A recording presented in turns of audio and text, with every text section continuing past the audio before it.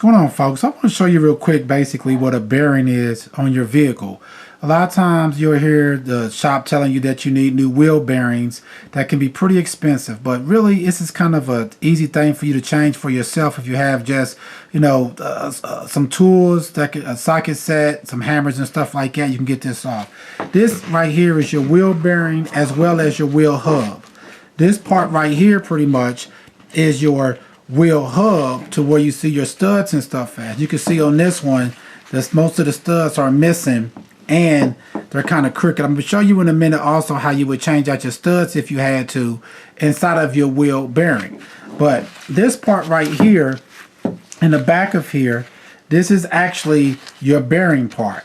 And a lot of times when this goes bad, you'll know because when you'll be driving, what you'll hear, it's like a roaring noise. If you can see it, I'm spinning it, and this part right here, when I'm spinning the wheel hub, which is this, it's spinning this part in here, which is actually your wheel bearings. And a lot of times when these go bad, like I said, you'll hear like a loud roaring noise when you're driving, and it tells you that you need some new wheel bearings. Now, some bearings, you can kind of press them out, but most time it's just cheaper just to buy a whole new hub assembly that has the bearings inside of it, like this one is. And normally to take this out, I have a video up also showing actually installing some new bearings on a vehicle. You can look through my videos and find. But to take this out is pretty simple. You'll see you have like one screw or one spot where a screw goes at, another spot. You'll normally have 3 screws that you'll have to take out, as well as this cord right here. This is actually your ABS cord. So normally you can either unplug this, but you're probably going to be using it on your new bearing. So you will come right here with like a little Star-Bic screw or something, a screwdriver, and take this out to remove this line right here from out of this wheel bearing. And once you pretty much have taken those screws out, but of course first what you'll need to do is go ahead and remove you'll have to take off your caliper bracket as well as your rotor. And once you have that off, then you'll have your axle that's pretty much coming through the middle here, and you'll have to take off your axle nut.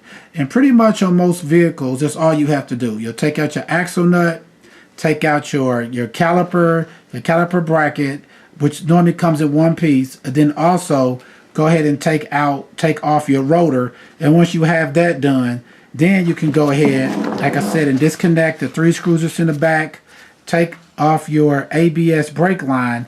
And a lot of times you may have to put like some type of an anti-seize or rather some WD-40 or oil or something like that on the back of this bearing just to loosen it up. But you probably have to kind of hit on it some. They also have a tool that you can get from like O'Reilly's or Napa, which is like a bearing puller that you pretty much put on the front. Kind of works like a harmonic balancer puller, which you would basically put. And if also I have a video up also showing how to change out your harmonic balancer in case you don't know what that is. But you could take that in front of it, and then you basically kind of pump it, and it'll help pull this off of there. So this happens to be, this is what your wheel bearing is. So if you hear you need a new wheel bearing, what it is this piece right here, which attaches to this front part, which is your hub where your wheel goes on. Now, say for example, you have your vehicle and your studs. One of your studs are broke, or multiple of them are broke. Normally to change out your studs, it's pretty easy. You'll have to once again take off your rotor. You may not have to remove your caliper itself, but if you can get to it without doing it, great. But if not, you have to take off your rotor. And when you do that, and you can see the back here, this right here is the back side of a stud. So if I need to take this stud out, say it was broke, then what I would do is basically I would orientate it. As you can see right here, if I try to take it out right here, this stud is going to hit the back of the wheel hub. So what I need to do is orientate it like this to where there's a clearance for the stud to come out. And once I've done that, normally I can just take a hammer or something and kind of beat it like that. You see how it came loose? Just like that. And now I have the stud out, the broken one. And then basically reverse process. I can take this to AutoZone or Rally's, wherever, and buy a new stud. And then I take the new stud, basically orientate it again. I can't get to this hole if this is like this, so I got to turn it and then stick the new stud back in. And I may take like a hammer or something to kind of get it started going in. Then I may put like a bolt or something over here, a lock nut over here, and kind of tighten it up to pull it all the way back in. And then once you get it in most of the way, also what you can do is just go ahead and take your wheel and put it back on the vehicle, and then put your actual lock nut on there, and then kind of turn it with your crowbar or whatever you got, and it'll pull your stud itself all the way back into your wheel hub.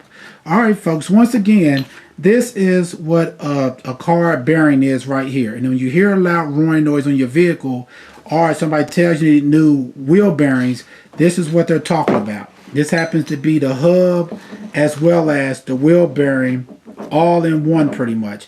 And most of the time, that's probably the way you're going to wind up buying it. Now, this is not a very difficult job to do. Like I said, it may take you maybe 30-40 minutes or something like that to change out a wheel bearing, but it's very doable. And it's not, you don't have to get up underneath the vehicle or anything like that. Just jack it up, use your jack stands to make sure it's secure, and follow the steps pretty much. Yours may be a little bit different, but it's pretty much the same way.